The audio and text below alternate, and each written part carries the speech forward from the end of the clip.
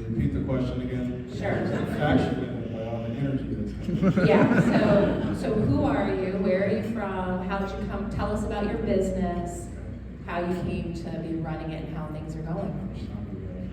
You have 1 minute, go.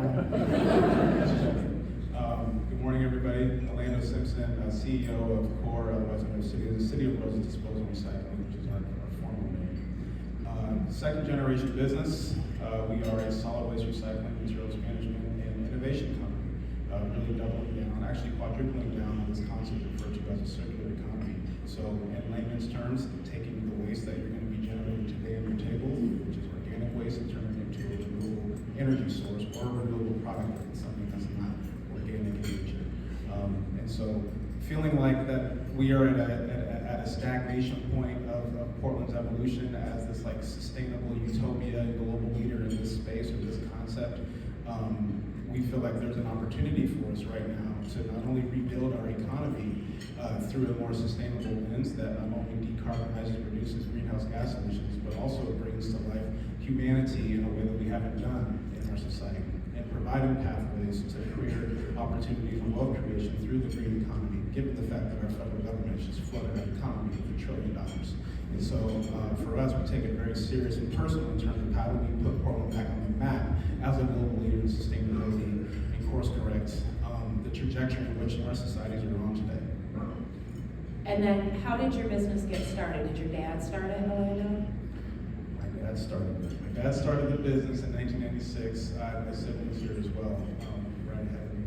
So they've got to endure some of the pain that I endured growing up. But they're a little younger, so the oversight and the discipline was a little different. It was a little bit more modern.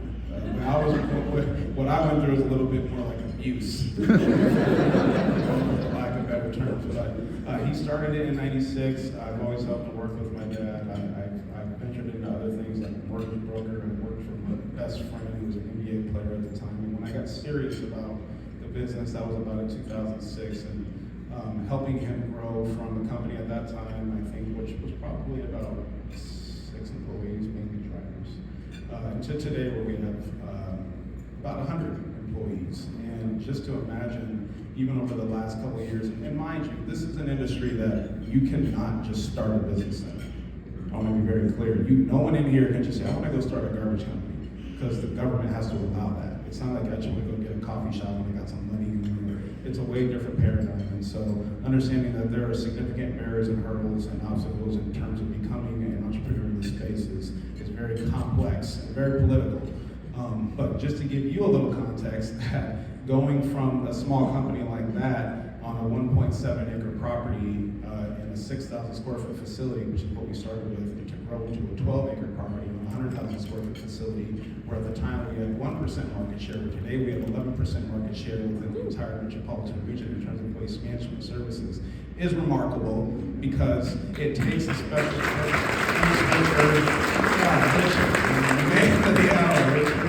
It takes a special person like someone like my father, who has earned the reputation in Northeast Portland. By the way, I'm 4th generation, so my family's been here for a very long time, and we've been through all the different changes in the city and seen it all firsthand and experienced it too. But someone like him, he's gained a reputation as the hardest working man in Portland. To this day, despite what my father has built and gained in terms of wealth and assets, he refuses to buy anything brand new.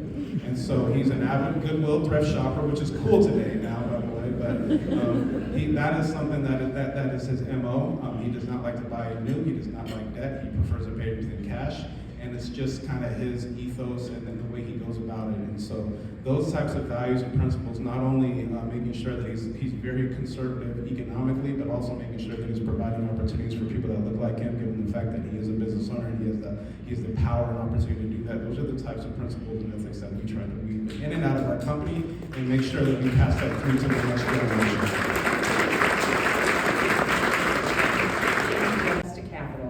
And downtown Portland's recovery are the two biggest challenges for many small businesses. So I'm going to start with Alando because you were Chamber of Commerce president for the past year. Board chair for the past year. Andrew President is right. Andrew doesn't care if you take that title. He said he's fine with it. Then I'm gonna open it up to anyone who wants to respond. Alando, have either of those, access to capital or downtown Portland's recovery, been an issue for your business? Yes. Mainly access to capital, because as I indicated, I mean, there were a lot of hurdles that my father faced trying to obtain access to capital. I mean, he has a high school education. He doesn't have the astute and articulate way of communicating with bankers or those who actually want to provide him opportunities or making them handle it. So access to capital has always been a barrier. I have a very long story. I'm not going to tell it, but just to give you context, there was a moment in which when we were in the process of buying that 12-acre property, which was very scary, but I learned a lot through that process. There was one bank that wanted to give us an opportunity, only to pull the rug out under us right at the goal line. And being a very resilient, aggressive, scrappy hustler, I had already kind of felt these sentiments, and so having a contingency plan probably a month in advance saved us in order to close that deal, to acquire that property. But I would say even in the midst before we even started, when we started getting into financing recycling facilities, the organizations that came up big for us, which I'm always going to have a very sentimental space in my heart towards. One of their directors is here, it was Business Oregon, and the other was Prosper Portland, at the time PBC. For me, I took it upon myself to read their goals, their strategies, and there was a lot of conversation around sustainability, climate change, job opportunities, minority businesses, and it's like, okay, well, then I'm gonna build a recycling facility. Tell me which box I don't check. Yeah, and so that is essentially was our real first seed fund was the government, which enabled us to be able to grow and scale our business, our operations, and our assets. And as it relates to downtown Portland, through every crisis, something good is going to happen on the back end. And so,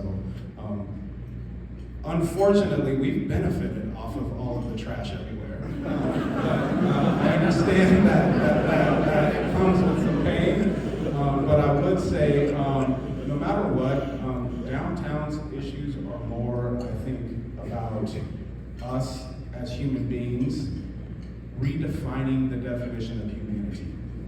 Because the fact that we can walk around and blame people and step over people that are living on the streets, we should be looking in the mirror at ourselves and asking ourselves, why do we feel that way?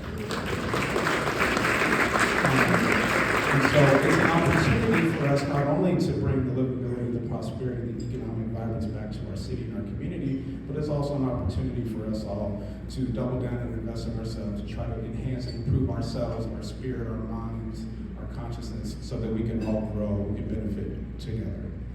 Thank you. Rest of the panel.